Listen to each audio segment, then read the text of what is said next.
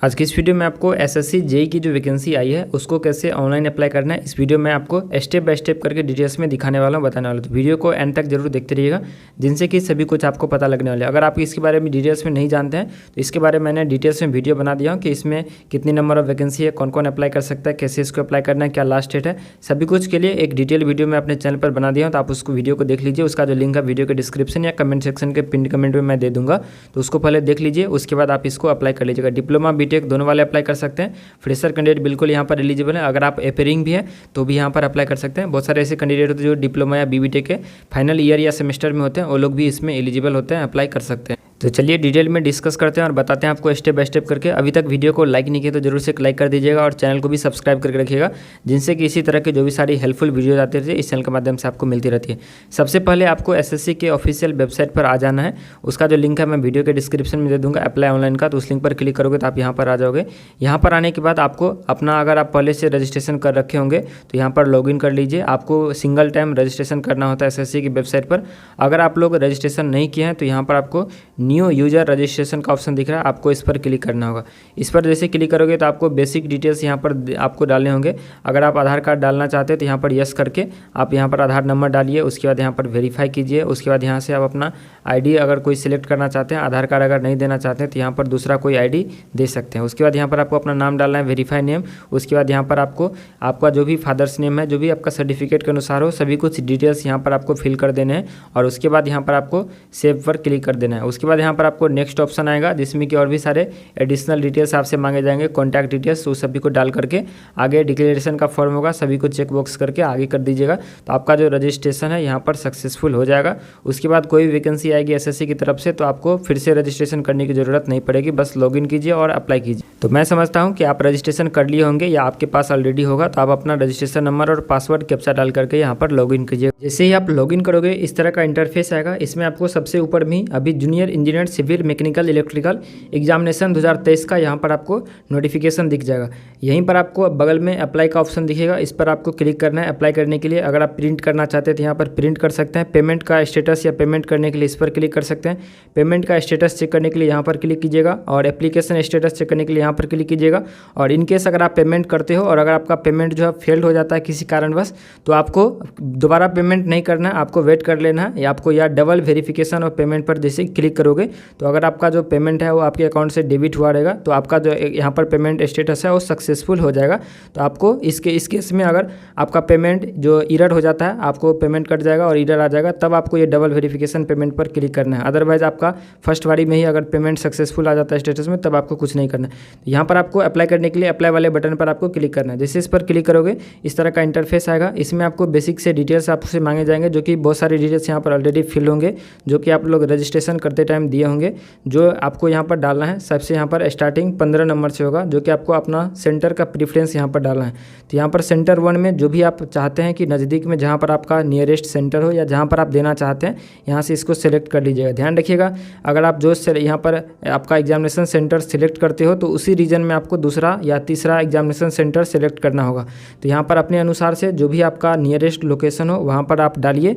उसके बाद उसी रीजन में आपका दूसरा या तीसरा जो प्रेफरेंस है वो आपको डालना होगा। इनकेस अगर आप लोग कोई सेंट्रल रीजन का कोई अगर आप सेलेक्ट करते हो तो दूसरा अगर आप उस पर क्लिक करोगे तो यहाँ पर आपको सेंट्रल रीजन का ही आपको सेंटर यहाँ पर दिखेगा। तो इन्हीं में से कोई आपको चूज़ करना होगा। उसके बाद आपसे नेक्स्ट में पूछा जाएगा कि whether you are an ex serviceman, अगर आप हैं, अगर आप लोग पहले से किसी गवर्नमेंट सर्विस में या आर्म फोर्स में काम कर रहे हैं तो यहाँ पर यस कीजिएगा। अगर नहीं किया है तो यहाँ पर आपको नो पर क्लिक करना है। उसके बाद यहाँ पर आपको नीचे आना है। नीचे आने के बाद आपको यहाँ पर जो भी जिसमें रेड कलर का मार्क लगा हो वो मैंडेटरी है और डालना है। जिसमें नहीं लगा होगा उसको आप छोड़ सकते हैं। यहाँ पर आप देख सकते हैं रेड मार्क लगा है, मैंडेटरी का साइन। तो यहाँ पर आप लोग एज में रिलैक्सेशन चाहते हैं। अगर आपका जो एज है वो 30 या 32 से ज़्यादा हो गया तो उस केस में आपको रिलैक्सेशन की ज़रूरत पड़ेगी। अगर आपका एज इससे कम है तो आपको एज में रिलैक्सेशन की कोई ज़रूरत नहीं है। तो अगर आपका जो एज है 30 या 32 से कम है तो आप यहाँ पर नो पर क्लिक कीजिएगा। और अगर आपका एज 30 या 32 से ज़्यादा हो गया होगा तो उस केस में आपको यस पर क्लिक करना होगा और उसमें कुछ रिलैक्सेशन आपको मिल जाएंगे। अब यहाँ पर बात करते हैं कि किस पोस्ट के लिए आप अप्लाई करना चाहते हैं। तो अगर आपका ब्रांच है सिविल तो सिविल के लिए अप्लाई कीजिए। इलेक्ट्रिकल और मैकेनिकल जो भी आपका ब्रांच हो उसके अकॉर्डिंग आप यहाँ पर अप्लाई कर सकते हैं। उसके बाद फिर से आपको यहाँ पर कन्फर्म कर देना है और नीचे आओगे तो यहाँ पर आपको क्वालिफिकेशन, डिग्री या डिप्लोमा का डिटेल्स यहाँ पर मांगा जाएगा। तो यहाँ पर आप कौन सा, जैसे कि ये डिग्री के लिए है और ये डिप्लोमा का 3 ईयर कोर्स के लिए है और ये डिप्लोमा का यहाँ पर आपको दिया गया है। तो अगर आप लोग डिप्लोमा किए हैं 3 ईयर का तो आप ये बीच वाला सिलेक्ट कीजिए। अगर आप बी.टेक के हैं तो इसको सिलेक्ट कीजिए। और 3 ईयर के अलावे अगर आप लोग डिप्लोमा के हैं, जैसे कि लेटरल एंट्री या आपका 2 ईयर या 4 ईयर का होता है, तो इसको सिलेक्ट कीजिए नीचे वाले का। तो यहाँ पर आप लोग को अपने अनुसार से जो भी आपका ब्रांच हो या जो भी आपका क्वालिफिकेशन हो उसको सिलेक्ट कीजिए। उसके बाद यहाँ पर आपका जो ब्रांच है, कौन से ब्रांच, जैसे सिविल के लिए अप्लाई कर रहे हैं तो ऑब्वियसली यहाँ पर सिविल इंजीनियरिंग होगा। यहाँ पर एक चीज़ दिया गया एक्सपीरियंस से रिलेटेड। तो अगर आपके पास एक्सपीरियंस है तो यहाँ पर 1 ईयर या 2 ईयर या जितने ईयर का एक्सपीरियंस है इसको यहाँ पर डाल सकते हैं। अगर आपके पास एक्सपीरियंस नहीं है तो इसमें आपको 0 फिल कर देना है, आपको यहाँ पर 0 डाल देना है। उसके बाद यहाँ पर आपको जो भी आपका हाईएस्ट क्वालिफिकेशन है, अगर आप लोग बी.टेक किए होंगे या अगर आप एम.टेक किए होंगे, अगर आप डिप्लोमा होल्डर्स हैं और बी.टेक भी किए हैं तो आपको यहाँ पर बी.टेक में सिलेक्ट कर लीजिएगा। अगर आप लोग बी.टेक होल्डर हैं और एम.टेक भी किए हैं तो यहाँ पर एम.टेक सिलेक्ट कर लीजिएगा। तो ये यहाँ पर आपको डाल देना है। उसके बाद यहाँ पर आपसे स्टेटस पूछा जाएगा। अगर आप अपेयरिंग कैंडिडेट हैं तो यहाँ पर अपेयरिंग भी डाल सकते हैं। अगर आप लोग पास आउट हो चुके हैं तो यहाँ पर आप पास आउट में डाल दीजिएगा। तो अगर आप बहुत सारे ऐसे कैंडिडेट हैं जो डिप्लोमा के अभी फाइनल ईयर या फाइनल सेमेस्टर में 6 सेमेस्टर में, तो वो लोग कमेंट कर रहे थे कि मैं फॉर्म फिल कर सकता हूँ कि नहीं। तो आप लोग अगर करना चाहते हैं तो कर सकते हैं, अपेयरिंग में डाल करके बिल्कुल एलिजिबल हैं, अप्लाई कर सकते हैं। और अगर आप पास हो चुके हैं तो यहाँ पर पास्ट पर क्लिक करके यहाँ पर डाल दीजिएगा। उसके बाद यहाँ पर आपसे पूछा जाएगा पासिंग ईयर आपका क्या है, तो जो भी आपका ईयर हो उसके अनुसार यहाँ पर सिलेक्ट कर लीजिएगा। उसके बाद आपसे पूछा जाएगा कि आपका जो यूनिवर्सिटी है किस स्टेट में है जहाँ से आप पास किए हैं, या कॉलेज या इंस्टीट्यूट। तो यहाँ पर जो भी आपका हो उसके अकॉर्डिंग यहाँ से डाल लीजिएगा। इन केस अगर आपका दिल्ली स्टेट हो तो दिल्ली स्टेट में जो भी बोर्ड या यूनिवर्सिटी है सभी आ जाएगा। तो जो भी आपका हो उसके अनुसार से यहाँ से उसको सिलेक्ट कर लेना है। इन केस अगर इस लिस्ट में आपका कॉलेज या इंस्टीट्यूट या यूनिवर्सिटी का नाम नहीं आता है तो उस केस में अदर्स का ऑप्शन दिखेगा, उस पर आपको क्लिक कर देना है। उसके बाद आपको अपना रोल नंबर, परसेंटेज और CGPA ये सभी कुछ यहाँ पर डाल देना है। उसके बाद यहाँ से पूछा जाएगा कि आप जो अपॉर्चुनिटीज़ में ले रहे हैं, आपका अपना जो मोबाइल नंबर है आप उसको पब्लिक करना चाहते हैं, आपको और भी सारे पर्सनल इन्फॉर्मेशन को आप अवेलेबल करना चाहते हैं जॉब अपॉर्चुनिटी के लिए। तो यहाँ पर अगर यस करना चाहते हैं तो यस कर दीजिए, नो करना चाहते हैं नो कर दीजिए। इसमें कोई दिक्कत नहीं है, आप इसमें यस और नो दोनों में से किसी पे भी क्लिक कर सकते हैं। उसके बाद यहाँ पर आपका एड्रेस और आ जाएगा। उसके बाद आपको यहाँ पर फोटोग्राफ और सिग्नेचर अपलोड करने होंगे। तो फोटोग्राफ में ध्यान दीजिएगा, आपका जो फोटो होना चाहिए दोनों कान नज़र आना चाहिए। आप उसमें चश्मा जो आपका गूगल्स है वो नहीं रहना चाहिए। अगर आप चश्मा पहनते हो तो आप लोग उसको खोल करके दीजिएगा फ़ोटो, नहीं तो आपका जो फॉर्म है रिजेक्ट हो जाएगा। दूसरा, अगर आप टोपी पहनते हो तो वो भी नहीं डालना है। यहाँ पर देख सकते हैं एस्पेक्चर्स या कैप टेकन, ये आपको नहीं होना चाहिए। इसके बिना होना चाहिए फ़ोटो 27 अप्रैल 2023 के, और इसके बाद का फ़ोटो होना चाहिए। तो ये भी ज़रूर से ध्यान में रखिएगा। आपका फ़ोटो का जो साइज़ है 20 से लेकर के 50 KB के बीच में होना चाहिए। फॉर्मेट JPEG फॉर्मेट में होना चाहिए। और इमेज का जो साइज़ है 3.5 सेंटीमीटर इंटू 4.5 सेंटीमीटर हाइट या विड्थ का होना चाहिए। यहाँ पर चूज़ फाइल पर क्लिक करके जहाँ पर भी आपके फ़ोन में होगा उसको सिलेक्ट कीजिए, यहाँ पर डाल दीजिए और अपलोड कर दीजिए। उसी तरीके से आपका जो यहाँ पर सिग्नेचर है इसको भी अपलोड कर देना है। इसका 10 से 20 KB के बीच में होना चाहिए और 4 सेंटीमीटर इंटू 2 सेंटीमीटर का ये आपका होना चाहिए JPEG या JPG फॉर्मेट में। उसके बाद नीचे में यहाँ पर आपको दिया गया है कि whether the photograph has been taken on और आफ्टर 27 अप्रैल 2023, तो यहाँ पर आपको यस कर देना है। उसके बाद डिक्लेरेशन में यहाँ पर आपको आई एग्री वाले पर क्लिक कर देना है। कैप्चा यहाँ पर आपको फिल कर देना है और यहाँ पर आपको प्रीव्यू का ऑप्शन दिखेगा, इस पर आपको क्लिक करना है। तो जो भी आप यहाँ पर डिटेल्स डाले होंगे सभी का एक प्रीव्यू ओपन होकर के आ जाएगा, तो उसको देख लीजिएगा। उसमें अगर आपका कोई डिटेल्स जो है वो गलत होगा या आपको उसको एरर होगा उसमें, तो आप उसको अभी सही कर लीजिएगा, क्योंकि बाद में आप अगर जाओगे करेक्शन विंडो के टाइम में सही करने के लिए तो आपको एक्स्ट्रा चार्जेस यहाँ पर 200 रुपये से 500 रुपये आपको एक्स्ट्रा पे करने होंगे। अगर आप कोई फॉर्म में गलती कर देते हो तो उसको अगर आप सुधारोगे बाद में तो आपको यहाँ पर 200 से लेकर के 500 रुपये एक्स्ट्रा पे करने होंगे। तो ज़रूर से आप लोग शुरू में ही जो भी आपका इसमें डिटेल्स है अपने सर्टिफिकेट के अनुसार से डालिए ताकि आपको कोई दिक्कत ना हो।